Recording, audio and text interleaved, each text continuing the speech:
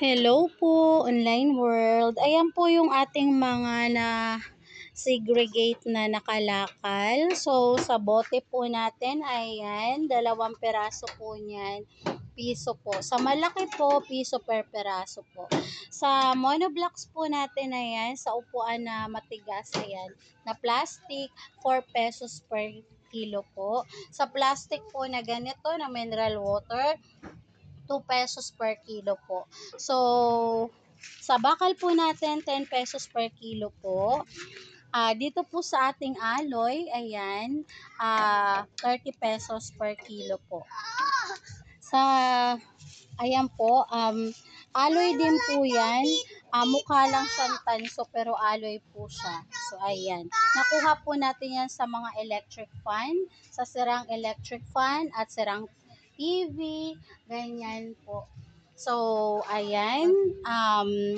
Sa lata po natin, 5 pesos per kilo po. Sa yero po natin, 5 pesos per kilo po. So, ayan, naalis na si tatay para dalhin po sa junk shop yung mga kalakal dahil maaraw na. Ayan, perfect ng mga lakal at mag-pick up. Ayan. So, ayan.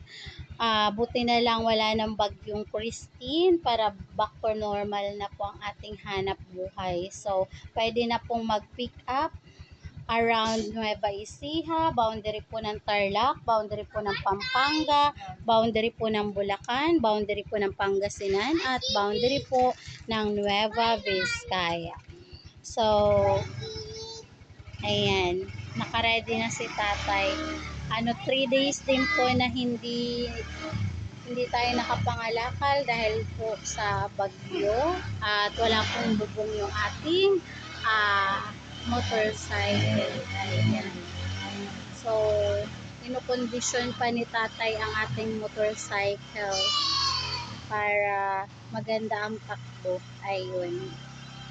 So, baka meron po kayong kalakal pang junk shop na.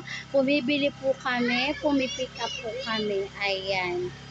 Just message me lang po kung meron po kayong ibebenta at pipick upin din po natin kaagad. So, let's document this. Ayun. So, ayan po ang aming hanap buhay. That's all. Thank you for watching po. Ingat, tatay.